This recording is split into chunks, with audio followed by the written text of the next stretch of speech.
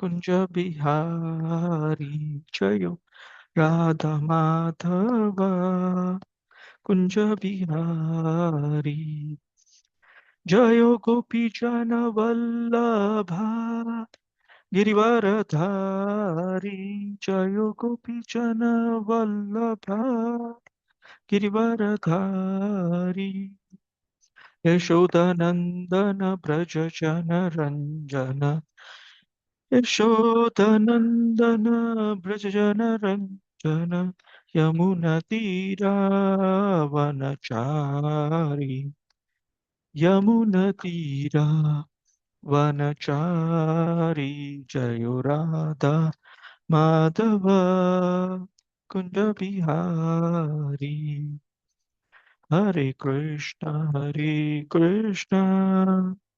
Krishna Krishna Hare Hare Hare Hare Rama Rama Rama Hare Hare Hare Krishna Krishna Krishna Hare Hare Hare Ram Ram Ram Hare Hare Hare Krishna Krishna Krishna Hare Hare Hare Rama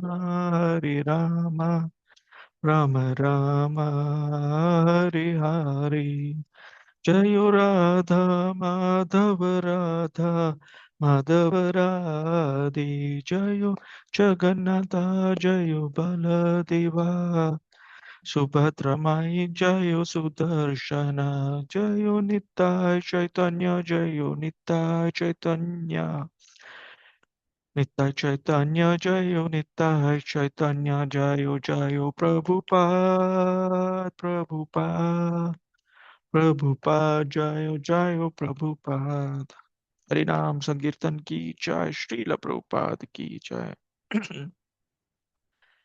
Okay, Hare Krishna. Today we'll be starting the 13th chapter in Canto 5.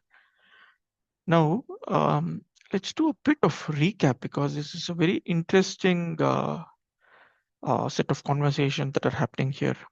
Okay, it's interesting to actually look at this. So let me quickly share my screen and then we'll actually go into today's shloka. So give me a moment. My screen is visible, I'm suppose. Okay, so we had the Supreme Personality of Godhead himself appear as Lord Rishabdev.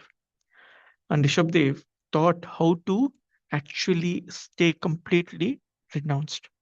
And he had very qualified 100 sons. And the first son was Bharat Maharaj. So he gave the ruling to Bharat Maharaj.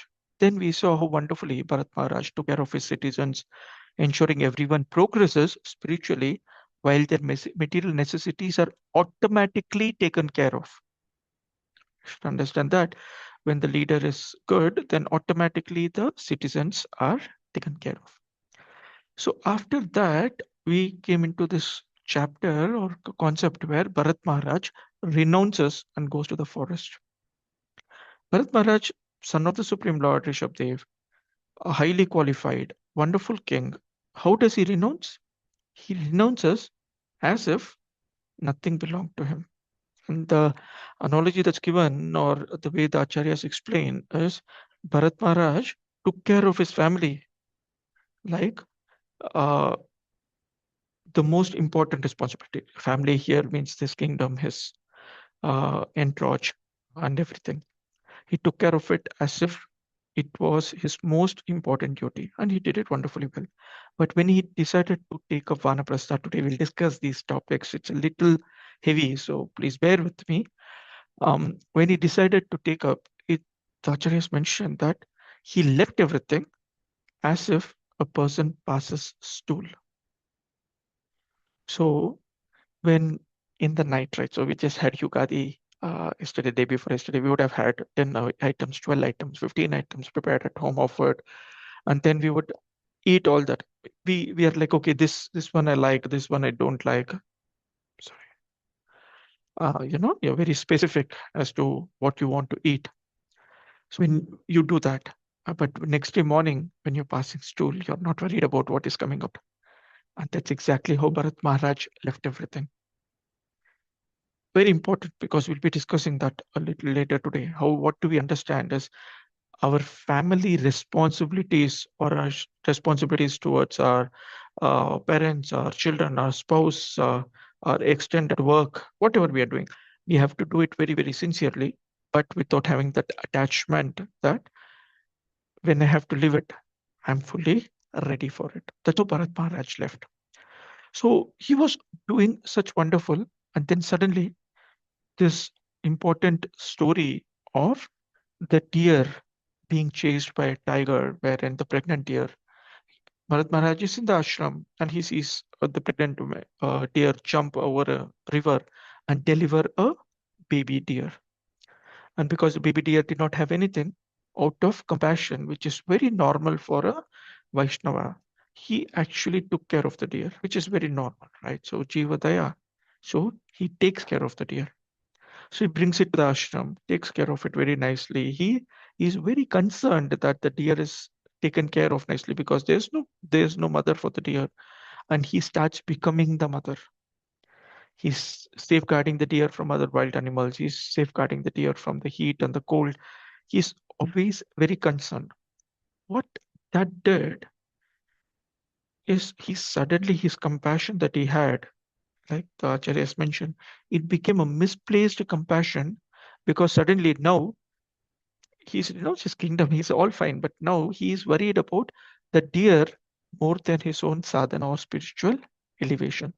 So while he's doing his sadhana, while he's doing his meditation, while he's doing his deity worship, while probably he's reading the scriptures, he's deviated to check his mobile phone. Sorry, the deer, like we check our mobile phones, right? So he's getting deviated. And that one, this his was misplaced compassion. Ours might be known. Ours might be voluntary compassion, the voluntary uh, frustrations that we have, which actually deviates. And because of which, what happened? One day, when he couldn't find the deer, and when he was leaving his body, he was thinking of the deer. And unfortunately, next life, for obvious reasons, like it's mentioned in the Bhagavad Gita, he gets a body of a deer. Now, we should understand Bharat Maharaj in the Bhava stage when he falls down. It not necessarily falls down. The Lord could have protected him. It's more to understand that the Lord is teaching through the example of Bharat Maharaj. Sorry, if someone is not using, can they go on mute? Okay. So Bharat Maharaj's example for us is to learn. So next life he gets that of a deer and he renounces everything, goes and stays in the ashram because once burnt, twice shy, right? So he doesn't want anything else, but he just stays in the ashram, hears to the Harikatha, hears to the Kirtan, and he just stays there, lives his body. The next life he gets birth in a very aristocratic Brahmana family. The qualification of the Brahmana, I think we discussed it in the ninth chapter, wherein it's before mentioning the character of Bharat Maharaj himself. With the Bharat Maharaj father was an absolutely wonderful Vaishnava devotee, and his nine sons were all very qualified Brahmanas. That's all mentioned here. So they wanted, or his father wanted to actually give. Bharat Maharaj was the second son, if you remember, sorry, second wife's son. He was a twin along with a sister. So, not Bharat Maharaj, in this case, Jada Bharata, right? So the Brahmana was trying to teach him, but no reaction from Jada. Jada Bharata, it's mentioned, is dull, deaf, and dumb. He was zero reaction, zero reaction. And then comes the story of Maharaj Rahugana and Rahugana insulting Jada Bharata and Jada Bharata instructing Rahugana. This went on from chapter 11, continued in chapter 12, where now in the previous chapter, I think His Grace Tirtha Chaitanya Prabhu was actually speaking about it, wherein this Maharaj Rahugana now becomes very submissive to hear these topics. He understands that the person on the other side is extremely qualified. He's not deaf, dumb, like he appears. He's extremely qualified. When he understands this, automatically the mode of surrender comes in. And once he surrenders, he starts taking instructions He starts seeking out instructions, and that's when Jadabharata's message that, look, I have fallen off. Now I know that I don't want to get back there. I don't want to make the same mistake again.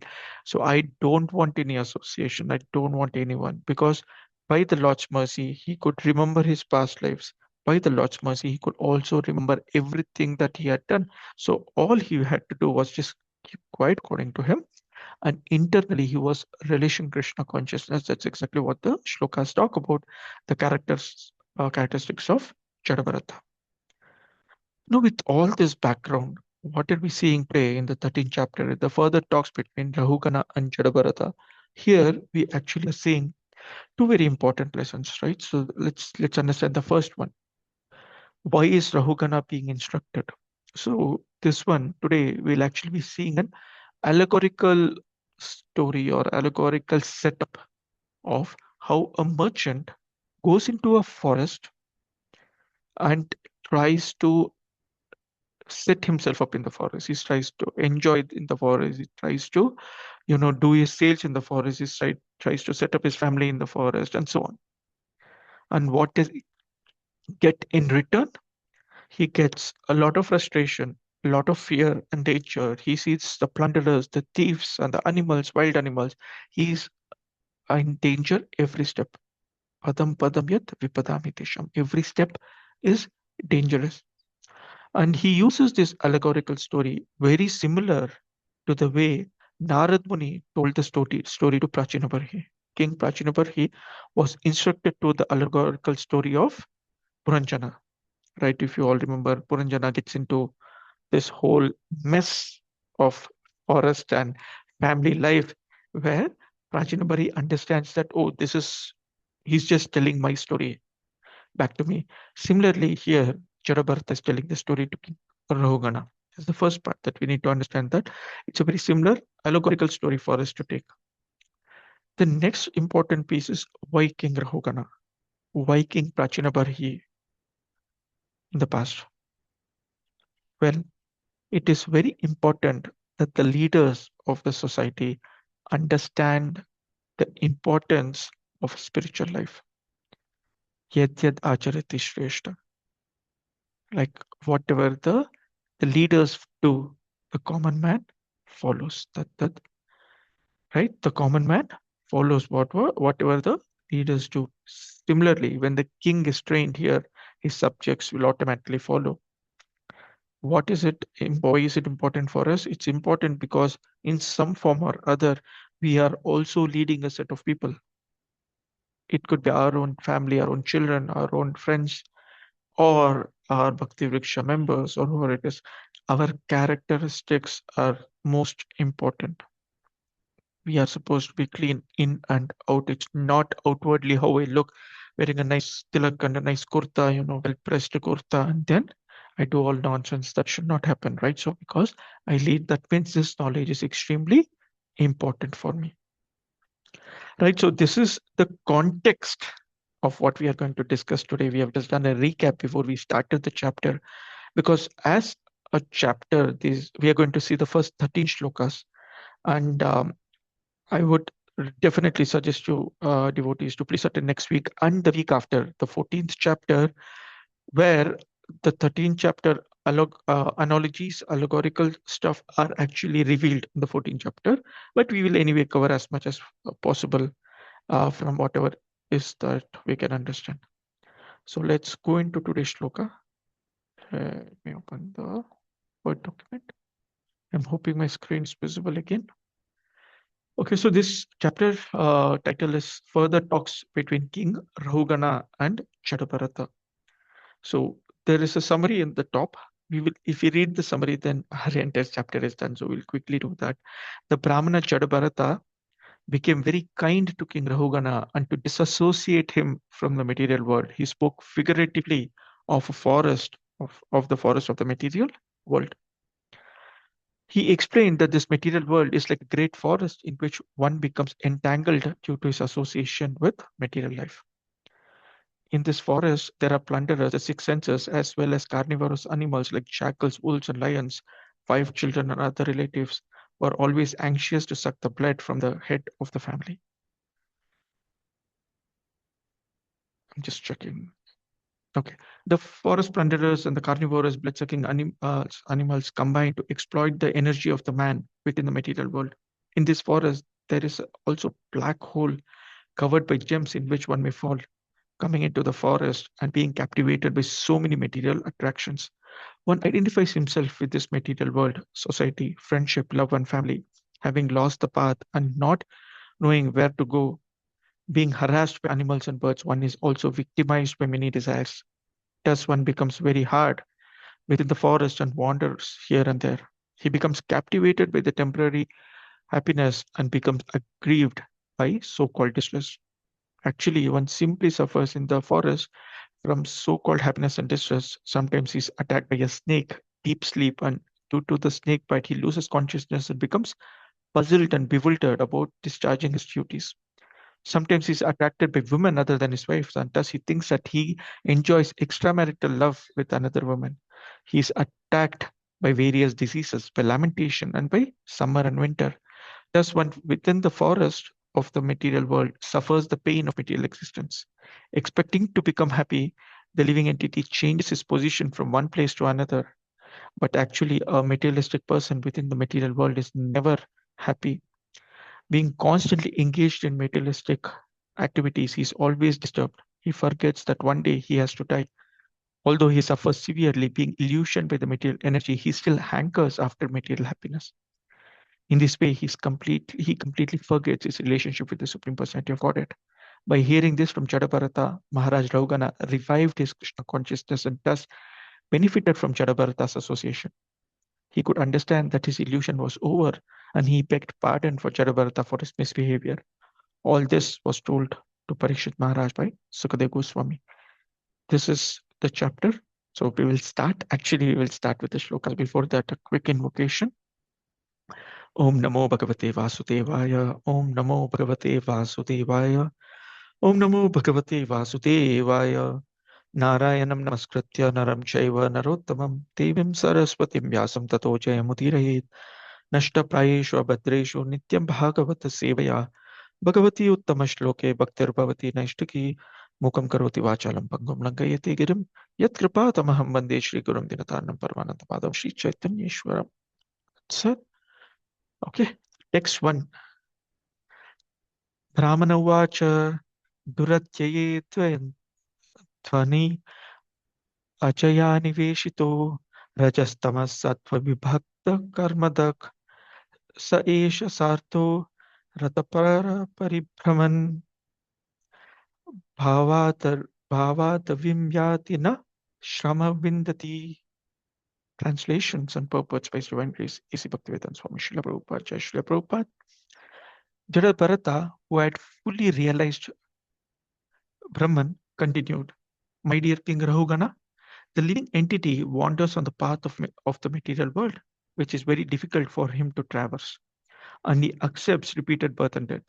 Being captivated by the material world under the influence of the three modes of material nature, Sattva Guna, Rajoguna, and Tamaguna, the living entity can see only the three fruits of activities under the spell of material nature. The fruits are auspicious, inauspicious, and mixed. He thus becomes attached to religion, economic development, sense gratification, and the monistic theory of liberation merging with the Supreme. He works very hard day and night, exactly like a merchant who enters a forest to acquire some articles to sell later for profit. However, he cannot really achieve happiness within this material world. Purport. One can very easily understand how difficult and insurmountable path of sense gratification is. Not knowing what the path of sense gratification is, one becomes implicated in the repetition of birth and accepts different types of bodies again and again. Thus, one suffers in material existence. In this life, one would think that he is very happy being an American, Indian, Englishman, or German. But in the next life, one has to accept another body among the 84 lakh species. The next body has to be immediately accepted according to karma. One will be forced to accept a certain type of body, and protesting will not help. That is a stringent law of nature. Due to the living entity's ignorance of his eternal blissful life, he becomes attracted to material activities under the spell of Maya. In this world, he can never experience happiness, but yet he works very hard to do so. This is called Maya.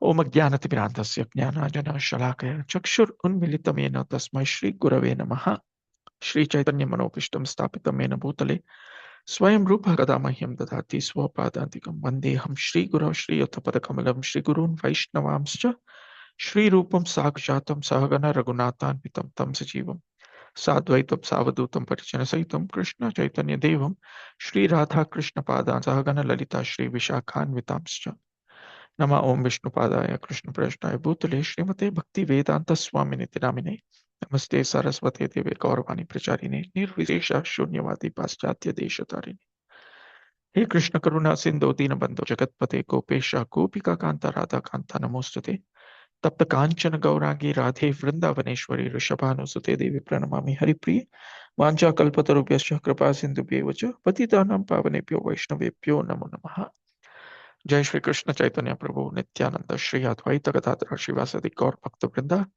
Hare Krishna Krishna Krishna Hare Hare Hare Rama Rama Rama Hare Hare.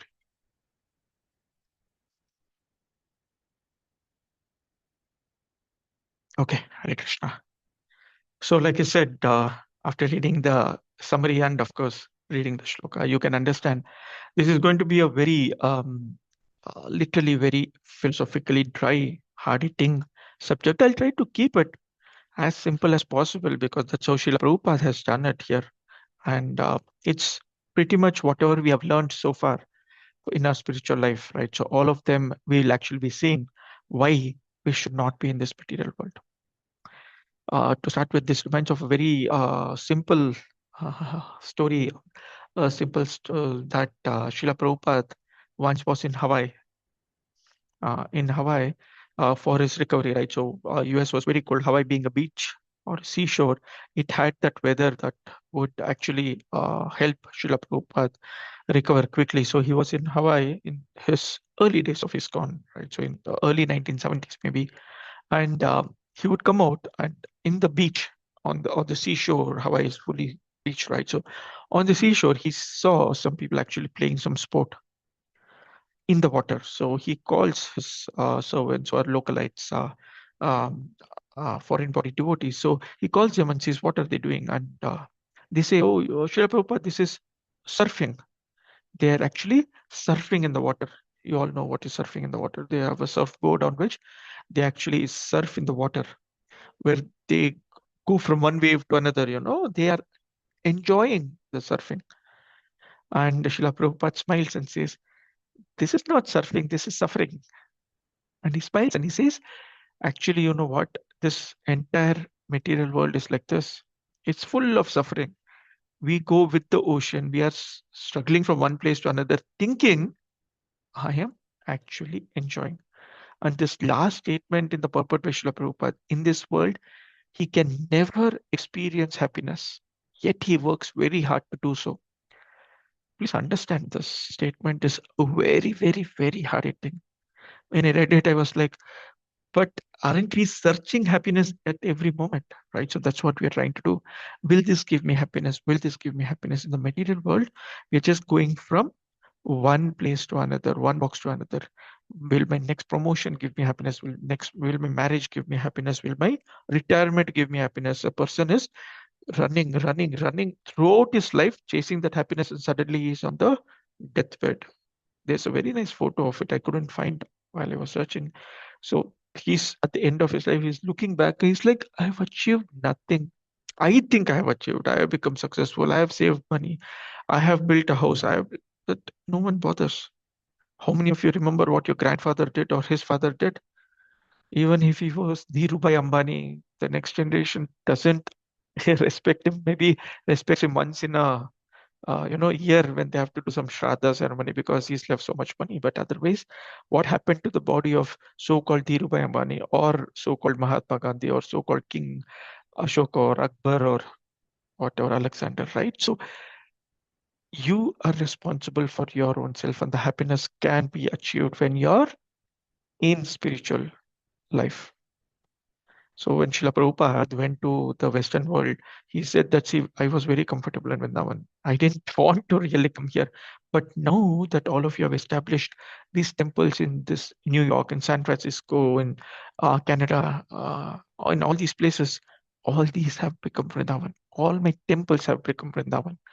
And that's what, when we say that, okay, in spiritual life there is happiness, that is what I'm trying to mean, saying that in spiritual services is where you can actually find happiness. Otherwise there is no happiness in the material world.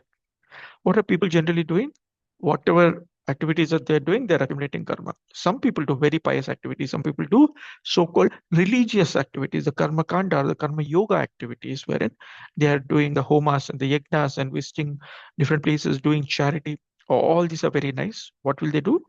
They will create a very comfortable next body in the material world.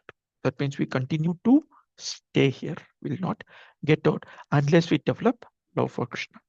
Okay, whichever body you are today, please understand you'll have to give this up someday.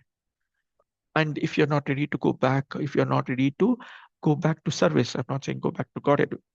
The Lord can decide, right? So the Lord can decide if you have to continue to be in this material world, in some other universe, wherever we are. But that's the Lord's problem. But being in that position of being that instrument in the Lord's hand is the safest way. Otherwise, if you're getting another birth, it's not going to be very nice. Even to Jadabharata, who was so qualified, he was getting birth in a Brahmana family, very aristocratic Brahmana family. If you remember the previous to previous shloka, you would have seen that he was ill-treated by his own stepmother and stepbrothers. He was ill-treated by the society because foolish fellow, they would give him, uh, rice that was not, the food that was actually stale and all that. So even if you get a very comfortable life, never know. It is not going to be happy in this material world. Okay, this is our theme for today. So let's get into the second shloka, wherein this person is actually going through the forest. O King Rahugana, in this forest of material existence, there are six very powerful plunderers. When the conditioned soul enters the forest to acquire some material gain, the six plunderers misguide him. Does the conditioned merchant does not know how to spend his money and is taken away by these plunderers. Like tigers, jackals, and other ferocious animals in the forest, they are ready to take away a lamb from the custody of its protector. The wife and children enter the heart of the merchant and plunder him in so many ways. So here, wife and children is spouse and children, or our extended skin disease, like what Srila Prabhupada calls it, right? So skin diseases, who we consider as our own people, right? So it could be our extended family, our parents, our spouse, our children, whoever it is. Okay, they're very powerful six plunderers, right? So I have some photos here, purely AI generated because this chapter was so nice. I thought I should have. This is a merchant. He thinks he will be happy when he goes into the forest with his briefcase of trade that he wants to do. He wants to sell and live in this, it's not forest, in this society, right? So he wants to enter. Materially speaking, he's behaving like a very nice person. But his six senses are the plunderers, the five cross senses, and the mind. They divert him, deviate him at every point in time. Come, let's do shopping. Come, let's watch this movie. Come, invest here. Buy this house. You know what? The latest model car has come. Why don't we go there? Right? So he sees that, okay, if I do this, if I buy this, if I sell this, if I capture this, if I get this, I will be happy. And that keeps going on and on and on. And if you talk about happiness, this is Dukhalaya Mashashvata. This is a house of Dukha, house of miseries. But here, if you feel that there is happiness, there is happiness. But you should ask two questions about happiness. What is it? One, how much happiness? Two, for how long? I have a very nice relative of mine who just cleared her GATE exam. Uh, and very smart girl. GATE is the entrance exam for post graduation. She was all India rank 73 in her previous exam. We were very excited, very happy. Wow, that's a big, I mean, out of uh, 1 lakh people, you're top 73. She said, I'm not happy. I want to write it again. The results came yesterday or day before yesterday, and she's All India rank 3 today. And now her parents are worried which is the next college where she will go, or will she go into hostel? Will she leave us and go on? There is always what next. How long was that happiness? Rank 3, they message the whole relatives and friends community, and then the next set of frustration starts. You might hide it from others, but that's the reality. Okay, so for how much happiness and for how long? All of us have gone through it. Wow, my 10th is over. Wow, my exams are over. Let me enjoy. Then the results come. Oh, my results have come. Happiness, sadness comes along with it. Okay, I'm very happy. Then my college started. After college started, no one bothered how much I got in 10. Right? So that will happen. So the first part, our senses, our six senses, our eyes wants to see something beautiful, something nice. Our ears wants to hear all material gossips. Prajalpa is the most interesting thing for the ears. Not music, not stories, not movies, nothing. We want Prajalpa. That's the most attractive. Tongue, how much less to say about it, right? So tongue is all of us know. Okay. Nose wants to smell some nice fragrant to go to such nonsense places. And of course, the skin disease, we don't need to talk. The biggest plunderer of all this, of course, is our mind, because the mind can be our worst enemy. He can direct all these senses. If you become Krishna conscious, mind can become the best friend. And I've been hearing this, telling this probably for the last 15, 16 years. Yes, started somewhere in 2008, a little more than, in fact, 2026, right? So 17, 18 years now. And still, I find mind as the most difficult thing to control. If the chanting doesn't happen early in the morning, your entire day, your mind is telling you what are the different things you will have to do while you're chanting. So again, the six plunderers we know. So this person is going to anyway struggle, like it shows in the photo. The next part is like tigers, jackals, and other. This is another nice photo.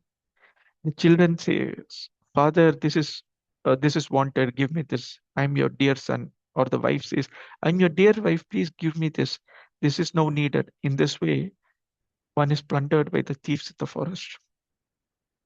Right. So this photo was very nice, saying the person is pointing to the credit card, saying that you have a credit card, why don't you buy me this?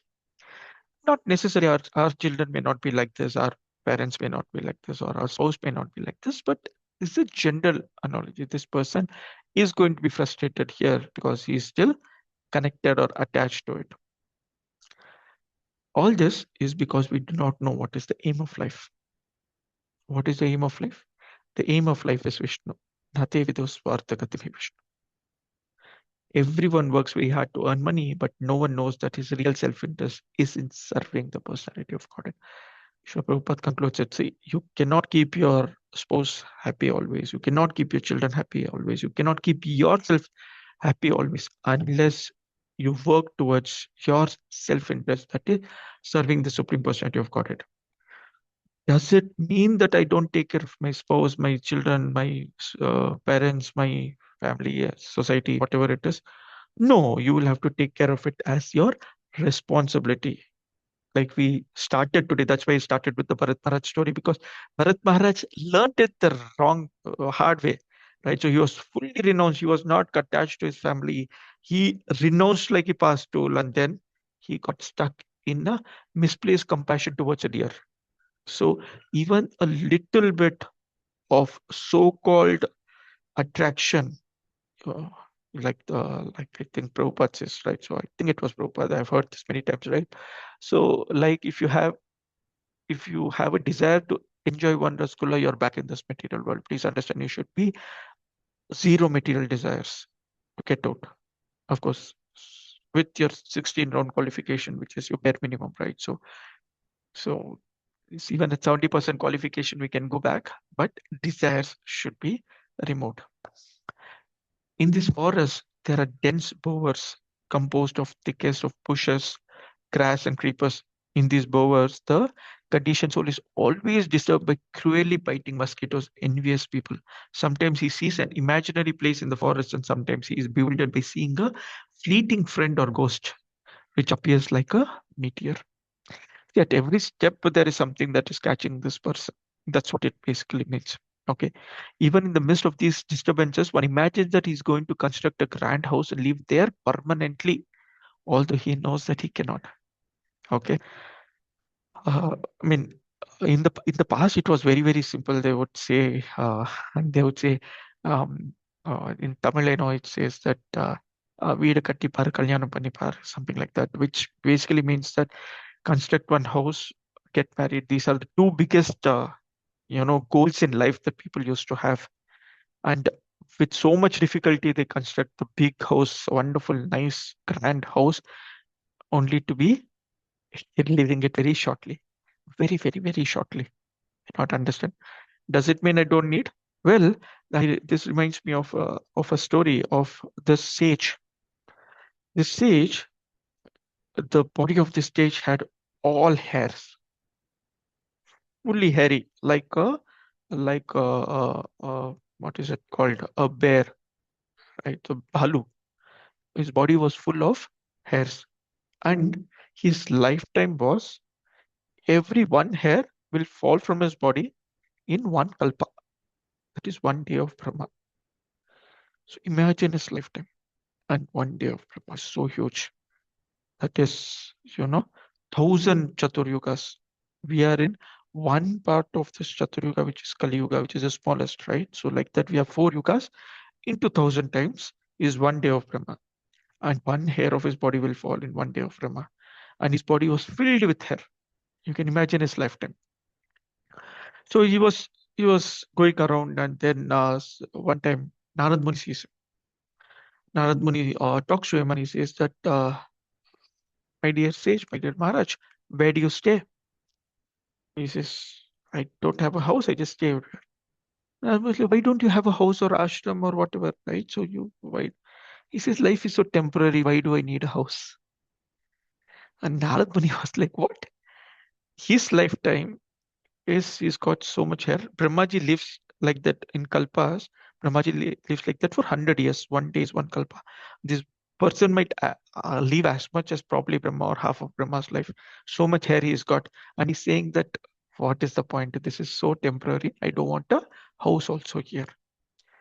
And what about us? We are going to live here for 60, 70, 80, I don't know how many years. And then we are thinking all these things are important. I fight for this property, that family, this one, that one. Why? Because we are very envious. The second part of the shloka talks about cruelly biting mosquitoes. Either we are envious or we encounter envious people. Right. So that is how this place is. And generally, karmis are attracted to gold or money, but these are compared here into ghosts and witches. So how many of you have a lot of gold and a lot of money? Please give it to Krishna. Otherwise, you're keeping the ghosts and witches with you. It's easy to say. I know it's very difficult to follow, but basically, don't get attracted to these things. Understand all this is temporary, and they will get out. And it's better that you give them up voluntarily rather than it being taken away from you. That's going to create frustration, desires, and staying back in the material world. Okay, moving on. My dear king, the merchant on the forest path of the material world, his intelligence victimized by home, wealth, relatives, and so forth, runs from one place to another in search of success. Sometimes his eyes are covered by the dust of whirlwind.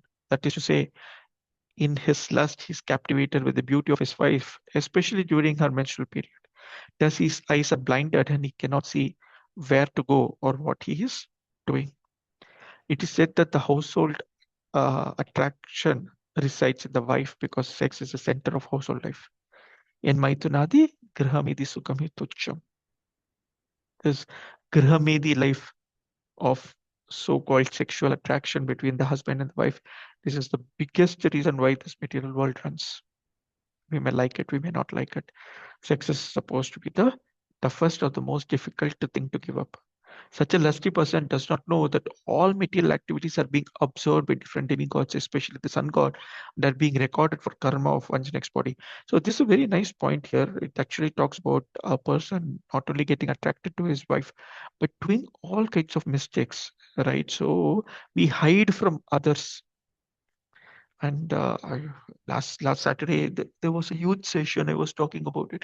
The biggest challenge that we have today is because of extended skin disease, what we call as this mobile phone. Right. So I'm just trying to show my mobile here. Right. So this mobile phone is our biggest of enemies that we have. In fact, I was hearing a class. It said that along with the 10 offenses to the holy name, we should also have the 11th offense.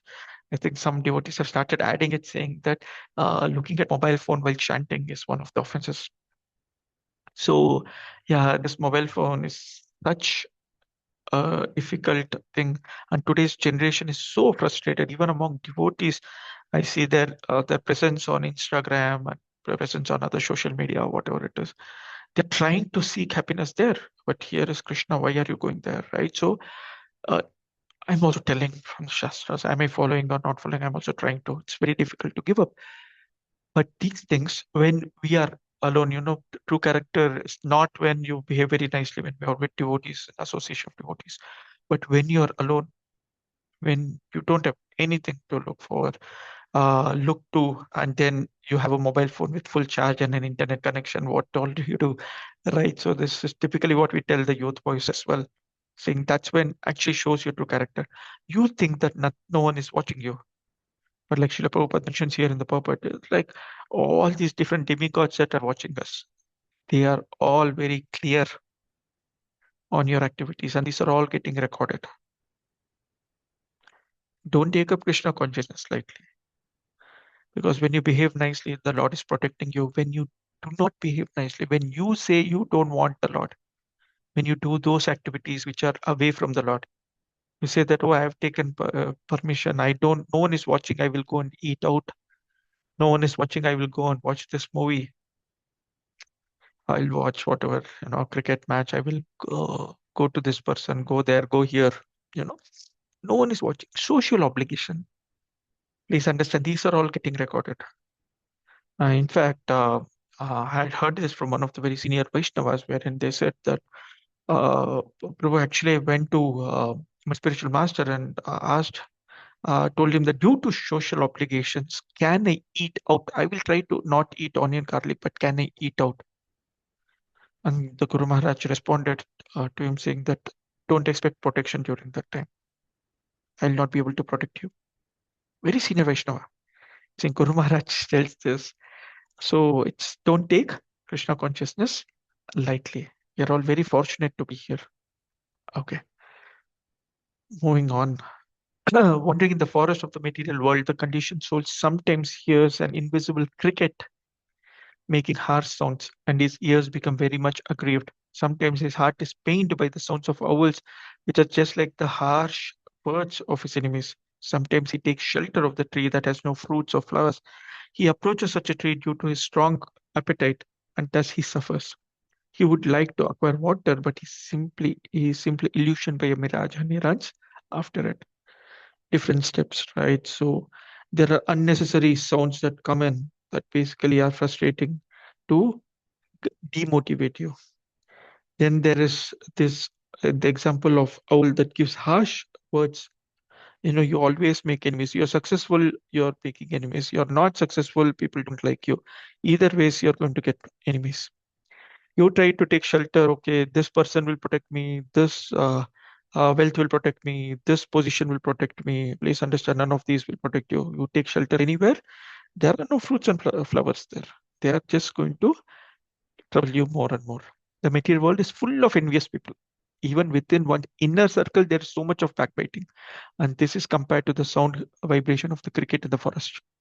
Right. So the enviousness, like we saw earlier, we are here because of enviousness towards Krishna. What to speak of other enviousness? In Krishna consciousness, in the society of devotees, do not be envious of others. Sometimes the condition so jumps into a shallow river, or being short of food grains, he goes to beg food from people who are not at all charitable. Sometimes he suffers from the burning heat of household life, which is like a forest fire, and sometimes he becomes sad to have his wealth, which is very dear as life, plundered by kings in the name of heavy income tax. So whatever little you have got, there are a lot of people lying for it, right? So his little wealth, but the income tax department, your friends, your enemies, your neighbors, everyone has an eye for it, right? So when one is hot due to scorching heat, one jumps into the rivers to gain relief. However, if the river is almost dried up and the water is too shallow, one may break his bones by jumping in. This is exactly our condition, right? So we try to think that the so-called friend or a relative or a spouse or a husband or a parent or they will protect me. Jump only to have your bones broken. That means there is no happiness here. There is always frustration. When a man is heavily taxed by the government, he becomes very sad. Heavy taxation obliges one to hide his income, but despite this endeavor, the government agents are very vigilant. So that the owl that very vigilantly that catches, that means people are eyeing for your money. Okay, the green piece is basically what we should do, right? So as people are trying to become happy within the material world, but this is like trying to be happy in a forest fire. No one need to go to the forest to set it ablaze. Forest fire takes place automatically. Similarly, no one wants to be unhappy in the family life or worldly life. But by the law of nature, unhappiness and distress are forced upon everyone. The only solution is to upgrade yourself to Krishna consciousness. Don't stay connected to the material world.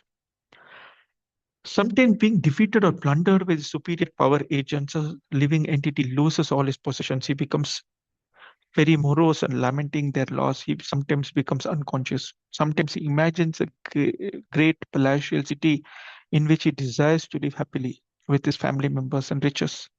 He thinks himself fully satisfied if this is possible. But such so called happiness continues only for a moment. We discussed this, right? So he has this desire saying that I'm going to build so and so for myself, for my happiness. And that happiness doesn't last for much long. There is the next trouble that comes in. Actually, this castle does not exist anywhere but in one's imagination. It's called Gandharvapuram.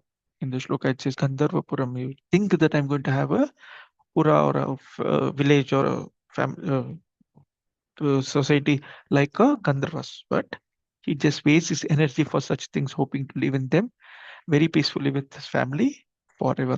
That's what he thinks. And Srila Prabhupada says it's only in his imagination. The happiness of family life, friends, and society is compared to a drop of water in a scorching desert.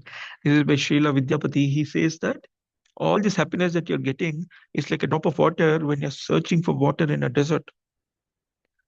A drop of water is not going to satisfy you. A drop of water is neither going to give you peace. But all you can think is, okay, maybe I'll get more, maybe I'll get more. And this takes away out of our most important thing, which is we forget our real business of self-realization. And Srila Prabhupada calls such people as foolish, foolish people. Okay. Sometimes the merchant in the forest wants to climb the hill and mountain, but due to insufficient footwear, his feet are pricked by small stones, fragments, and by thorns or the on the mountain. Being pricked by them, he becomes very aggrieved. Sometimes a person who is very attached to his family becomes overwhelmed with hunger, and due to his miserable condition, he becomes furious with his family members. This furious with family members is something that you can see in general society. Everyone is angry with someone else. Like everyone is a borrower. Even the richest person is a borrower. Who are they borrowing with? That is what no one knows. Consequently, according to Varnashram institution, one has to retire. So this is actually Prabhupada's purport. I'm focusing on this. One has to retire from family life in middle age. Panchashortvam Vanam Rajit. One should voluntarily retire from family life at the age of 50 and go to Vrindavan or a forest. So Prahlad Maharaj actually says is that sadhu manye Soravarya Dehinam Sada Sumo Dvigna Dhyam Asad Grahat Hitvam Hit, Hitvat Papam Grahamandakupam. Okay, Hitvat Papam Grahamandakupam. The Graha is like Andakupam, deep, dark well.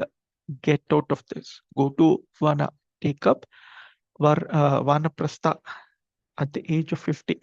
So all of us have to plan getting out, right? So there's no choice. Srila Prabhupada has very clearly mentioned. What is it getting out? That means you stop taking on family responsibilities, but start taking on Krishna conscious responsibilities. You become more serious with Krishna, right? So that is what that means, that you don't need to earn more. That means you should plan your life in such a way that the next person, whoever it is, your son, your daughter, whoever is supposed to take care of the family, they can continue, and you don't need to then have the ownership of taking up decisions in the family. If they decide to change the color of painting, they decide to buy something, replace your car, whatever it is, you should be prepared, because you are supposed to get out. This is a very important lesson. I think my parents taught me this very nicely, saying that they would tell me, so something from now on, you take the responsibility. When I started working, uh, long back, they said that, okay, we will let you take some decisions in the house. They actually taught me. I was very surprised when I heard from others that it would not happen. I thought it was very common. Then when I came to Krishna consciousness, I understood that this is how it should be. So today I should start planning, probably in the next 5 years, 7 years, whenever I take up so-called vanaprastha, I retire from active family life, my son is capable enough to take the decisions. He is not dependent on me, right? So that is what is a very important training. And we saw this is what Jadabharata's father was trying to train him. When I leave, you should be at least your bare minimum capable. If you read back those shlokas, I think it's from the ninth chapter, Jadabharata's father was teaching him how to at least wash his clothes, wash vessels, keep place clean, so that he'll be able to take care of himself at least. It's different that Jadabharata wanted to or did not want to learn. He was in a different phase. But a father's responsibility or a parent's responsibility is that being disgusted with family life, one separates from the family by divorce or some other means. If one has to separate, why not separate willingly? Systematic separation is better than forced separation. Forced separation cannot make anyone happy, but by mutual consent or by Vedic arrangement, one must separate from his family affairs at a certain age and depend fully on Krishna. This makes one's life successful. This is again vanaprastha. It's not divorce. I'm not giving up on my wife and my children, but I'm giving up according to the Vedic. I'm separating from my responsibilities so that I focus on Krishna. Then my wife will also focus on Krishna, right? The other way around. If you're focusing, your husband will also start focusing. And that's how we should tune our life. It's better we do it willingly than we being forced into it. Because by force, you will not be happy. Okay, very dark photo. The conditioned soul in the material forest is sometimes swallowed by a python or crushed. At the same time, he's left lying in the forest like a dead person, devoid of consciousness and knowledge. Sometimes other poisonous snakes bite him. Being blind in his consciousness, he falls down into a dark well of hellish life with no hope of being rescued. If you generally talk to some of them materially, they are like so frustrated, they in fact don't know what they need to do. You might have come across such people. They feel that everyone is against them, and that is material world. Everyone has self-interest, which is spiritual suicide. I'm interested in keeping my so-called body happy. That means I'm spiritually committing suicide. Materially, I'm not going to be happy. I'm going to create politics. I'm going to do various things that are definitely not good for my own self. Forget about others. All right. So this python of life is actually biting. I have bought medicine to awaken every living being from perpetual sleep. Please receive the holy name of the Lord, the Hare Krishna Mahamantra, and awaken. It's from Katha Upanishad. This is actually Sri Chaitanya Mahaprabhu's way of life, right? So all these frustrations that we are seeing, we have a solution. What is the solution? this Hare Krishna mantra, when we chant Hare Krishna, Krishna Krishna, Hare Hare, Hare Rama, Rama Rama, Hare Hare, this actually will bring us out of this material frustration. It will awaken our spiritual system, spiritual life. Sometimes, in order to have a little insignificant sex enjoyment, one searches after debauched women. In this act, one is insulted and chastised by the woman's kinsmen. This is like going to take honey from a beehive and being attacked by the bee. Sometimes, after spending lots of money, one may acquire another woman for some extra sense enjoyment. Unfortunately, the object of sense enjoyment, the woman, is taken away or kidnapped by another debauchee. So here the example is of a woman, but basically our so-called enjoyment that we are trying to get, someone else is trying to also get the same thing. There is always, like they generally say, na, har kisi ka baap hota hai. There's always someone better than you who is going to make a better offer and take away whatever you think was required for you. And then you compromise. And then you feel frustrated because you compromised. Right? So everything in the material world is like that, right? So you go searching for things in the material world, it's very easily possible that you will end up in frustration. Sometimes the living entity is busy counteracting the natural disturbances of freezing cold, scorching heat, strong wind, excessive rainfall, and so forth. When he is unable to do so, he becomes unhappy. Sometimes he's cheated in business transactions, one after another. In this way, by cheating, living entities create enmity among themselves. This is a typical example wherein in the forest, this person, in the material world we are in, there's always some or the other trouble that you keep getting.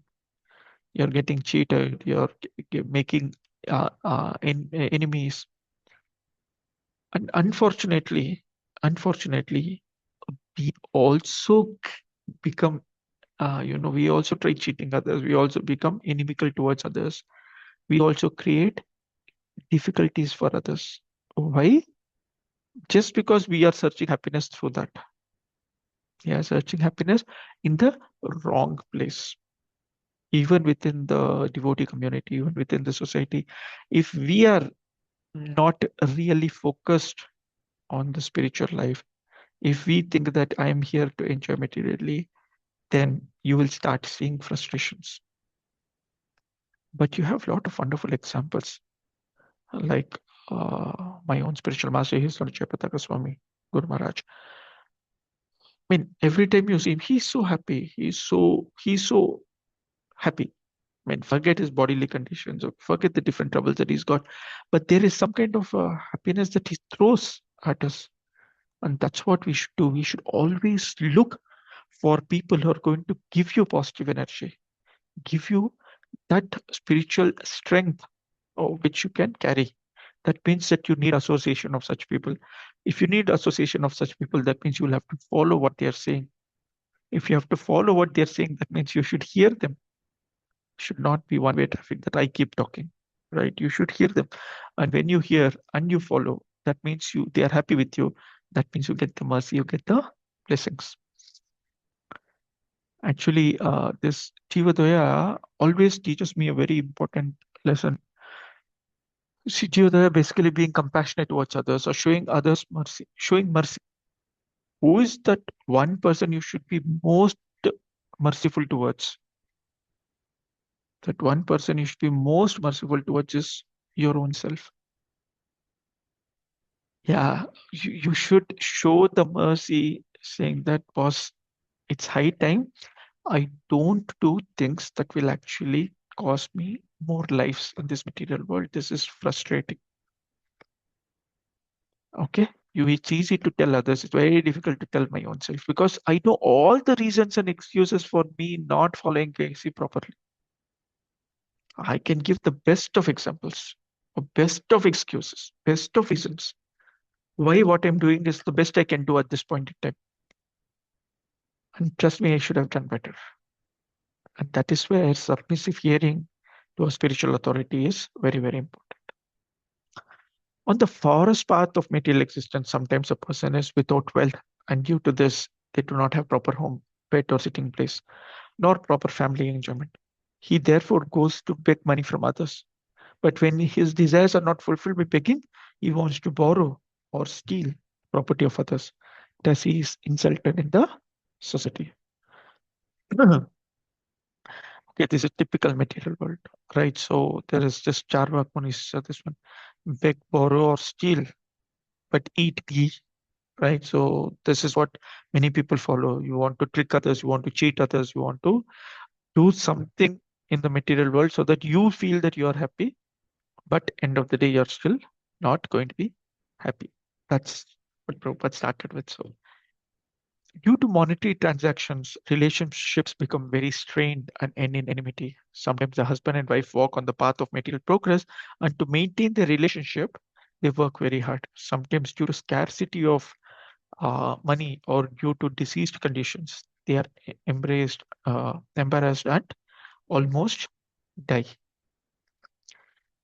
The so some of the frustrating things in the material world, right? So our so-called society's image. We want to maintain a certain image in the society that we are living in. We try to, buy a bigger car than what we need or what we can afford, a bigger house. We want to show off things. Husband and wife are very working very hard. In fact, modern society, this is very common. The place where I work, in the industry that we are in today, the IT industries, they are so frustrating. Husband and wife, they are working 12 hours, 13 hours a day. They don't have time for each other anyways. End of the day, when they get fairly big paychecks, like they call it, like, so they get the money. Now they don't know where to use it, and they start going for, taking those vacations or whatever, which is purely, against the so-called regulatory principles, right? For them, because they don't follow the regulatory principles. So they're falling further down. When they come back, they are more frustrated because they decided that they will enjoy like this in Switzerland or Kashmir or in Paris or wherever it is that they plan to go. And they come back more and more frustrated, and they have to work even more harder because their next trip that they want to plan is probably even farther, right? So this is what is going on. This cycle, and end of the day, end of their life, they look back to see that they have not really achieved anything. In the modern age, most countries have developed economically, but due to business exchanges, relationships have to be strained. Finally, wars are declared between nations, and as a result of these upheavals, there is destruction all over the world, and people suffer heavily. So, if you all remember, I started with this concept of why Jadabharata is instructing King Rahugana, like Narad Muni instructing King Prachinabarhi, because of the leaders of society. And today, how how apt it is, right? So when we read this, people, when even when you have resources in the material world, people are still struggling. If we look at what's the state that is there today, the leaders of the so-called material society, like the president of the US, Mr. Donald Trump, there is this Iran and Iraq war that's happening. Similarly, there's Russia and Ukraine that have been fighting for the last 2, 3, 4 years. I mean, 3 years. So there is items, but people are so inimical towards each other. Their relationships are so strained that eventually they fight. There is war, and I will bomb this place, then I will bomb the other places of the other person. I don't care for people. Why should I worry? I will bomb the ship with oil or gas in it. The whole world's economy is in a toss, right? So if you look at the causes for our suffering, so I am not my cause for suffering. Someone else is. Today, probably the fight in Iran is the cause for my suffering because I go to buy vegetables or we go to buy anything. Everything, the rate has increased. I can't blame Narendra Modi or Donald Trump or Bin Laden or whoever it is for my troubles. Yes, it's my karma that I'm going through all this. Also, this Adibodhik, Adhyatmik, and Adhyayvik kleshas, the troubles will keep coming. Right. So we are in a society that is, you know, going to give us lot of suffering. There's always a breaking news. I like this image because, there is this breaking news that's always there. And we have these stock market issues, the data issues, but this Python is eating me and I'm trying to survive this in this very frustrated world. So when I started, I said this is a very strong or a demotivating chapter per se, wherein we can see that there is a lot of talk on all the different frustrations of this material world. On the other hand, it's also important for us to understand that Kale dosha niderajan asti eko mahadguna. This Kali Yuga is full of doshas, full of faults, full of mistakes, full of issues, full of troubles. Asti eko mahadguna, but there's one very, very important quality. One very, very important quality. What is that? Kirtana Deva Krishnasya the Sangam Param Vrajeta. Kirtana Deva Krishnasya, this holy name of Krishna on your tongue. When you chant this Hare Krishna mantra, that is a sure shot protection against all this. It's a given that these things will exist. It's a given that even though you are a very nice person, according to you, there is someone else who is inimical towards you, who is going to cause you trouble. And we have to tolerate Trinada peace in each other. And the best learning that I have got, I am not the one who's tolerating others. I understand that everyone else is tolerating me, tolerating my deficiencies, tolerating my issues caused by me. So I am definitely not the one who is a caller. I would rather be the one who is the most tolerant, or supposedly the person who needs to be the most tolerant. So the holy names are very, very powerful. So when you're chanting in the morning, whenever you're chanting, ideally in the morning, pray very sincerely to the Lordships, saying that let this Krishna consciousness not go away from me. Yes, I'm filled with mistakes, I'm filled with doshas, but my dear Lord, please protect me. That should be our prayers at the lotus feet of the Lord. That should be the prayers at the lotus feet of our spiritual master. Okay, with this, I'll stop here. Uh, but if there are any questions, any comments on what we discussed, or any additional topics up and down, you can let me know. We have a few minutes so we can discuss. Hare Krishna, Prabhuji. Hare Krishna Mataji. Prabhuji, already Prabhupada had predicted that we would be affected by war and pestilence with this kind of, consciousness that we are carrying. So to avoid that, he has already given us a formula how to, avoid it and keep our consciousness stuck to Krishna. And as an example, we do have a lot of ISKCON devotees who are following it. And of course, I am reading a bit and coming across this. There are four villages, ISKCON devotees are trying to live the Vedic lifestyle. So you also may be aware, Prabhuji, about this Kurma Grama, then Bhakti Grama, then Nandi Grama. So let's hope and pray that more and more people get attracted to that kind of lifestyle. And let's see, we don't know, to get the golden era, to bring back the golden era. Yes, Mataji, We very can nice only point. hope. Yeah, very nice point. See, we are in the golden age. We are in Yes, the golden age. Just that we are trying to make the whole world. I mean, that's the biggest thing that we have. No, we have a goal to look forward to, saying that how can I play a role in this Mahaprabhu's moment? All of us have a role to play. And like you mentioned, there's so many so-called farm communities, eco-villages, that the disciples of Prabhupada and the disciples of Prabhupada are setting up so that we can go and live there. Okay. But also we need to understand that not all of us can go there, right? So Prabhupada has created this society where the entire world can fit in. yes, We Prabhuji. don't need to actually, not not all of us can necessarily transfer ourselves to the Vrindavan, because in the purpose, if you read, Prabhupada actually mentions about Krishna Balram Mandir in Vrindavan, saying that you retire and come here. In the Vanaprastha discussion that we had, actually Prabhupada mentions you come over here. Right. So he says that this is the society, and that's why I said that Prabhupada also mentioned that everywhere that he goes, he's creating the Vrindavan. And that's what is our today. I'm from Jagannath Mandir, and this is Vrindavan for me, right? So this is where we need to set up that farm community wherein people who come in, they become devotees. And are we actually leading that example? Are we bringing in people? Are we preaching? That's the challenge. That's the motive, and that's what should be in our life, because that's how we can serve Mahaprabhu, Srila Prabhupada, and our Guru Maharaj to make them happy. And that's the only way we can go back. That's the only way we can go back, by actually being part of this moment. But thank you so much, Mataji. I get your point. Yes, there are places that are created because war is inevitable, and this is not today. This is not today.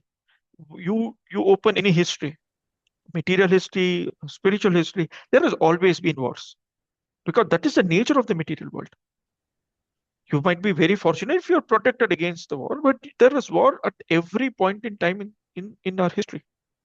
So-called modern history, in the prehistory of modern era, there's always been that. And this will continue. There's never going to be peace. World Peace Organization Yes. doesn't exist. Thank you, Now Mataji. we realize the importance of Prabhupada's words even more, Prabhuji, every Yeah, yeah. day. Yes, Mataji, I agree. When I was preparing for the class, I was just thinking, अरे अभी तो चल रहा है, इसी के बारे में बोल रहे हैं Prabhupada, right? So just happening today Yes, as we speak, right? So yeah, that's true. Bhagavatam, that's why it said this is Amala Puran. It's got all the information that you ever want, and it's very practically applicable. yes, Prabhuji. Yes, Thank you thank you, so much, Mataji. Prabhuji. Thank Hare you, Krishna. Mataji. Anyone else has any other comment? Otherwise, you can wrap up. Hare Krishna, Prabhu. That was a Hare very Krishna, Shri Hari powerful Prabhu. class. Yes, Prabhu. And the visuals Hare are Krishna. very, very nice. The visuals that you showed was very nice. Prabhu, I was actually thinking what I should be doing. These are AI generated theme.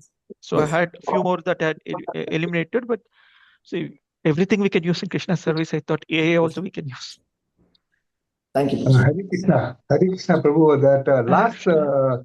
depiction that you showed now, where the snake is entangling that, circling the human being crushed by the material desire, and there is a small picture on the corner of that. That's a whirlpool where everything is getting sucked into it.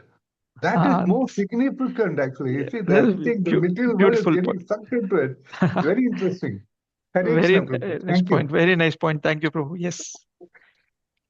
Yeah. Padam, padam. Prabhuji, this has come up in one of our chapters in Bhagavatam. I can't recollect, but it's just the python slowly swallows you up and you're not even aware of it. I'm trying to That's recollect, nice. Mataji. So nice, Prabhuji. Yes, yes. Thank you. Hare Krishna. Thank you, Prabhu, for that Thank wonderful you. depiction. It will always remain in my mind, finally. Hare Yeah. Krishna. Yes. Thank you. Thanks, everyone. So, just one last comment I was reading through. There is something called a monkey trap. We're talking about the forest story. So, you have heard of a monkey trap, wherein this monkey sees in a pot or a jar a banana inside. It puts his hand inside and tries to take the banana out. The problem is the mouth is so small that it can't take the banana out. Okay. The moment it lets go of the banana, the hand will come out, but it can't take the banana. And the monkey sees everything outside, that it's got enough fruits and vegetables outside, but it's still stuck to that banana. It's not letting it go. Neither is the banana letting it go. Right. So that's our issue. Right. So we are holding on to Maya. Maya is not the one holding on to us. We think that next one, that banana will give us happiness. And sometimes that just might be a plastic banana. So it's our choice. It's our life. It's our choice. So live by it with Krishna in the center. Okay. Thank you all for joining in. Granth Raj Srimad Bhagavatam ki jai, Srila Prabhupada ki jai. Thank you so much. Hare Krishna. Prabhu. Hare Krishna, Prabhu. Pranams to you, Sanatan Mataji. Prabhu, and Hare Krishna. pranam to everybody assembled. Hare Krishna. Krishna. Thank Hare you, Krishna. Sanatan Prabhu. Thank you for the class. You. Hare Krishna. Thank you, Prabhuji. Thank you. Thank you for the class. Thank you, devotees. Thank you for joining. We'll join tomorrow again. Hare Krishna.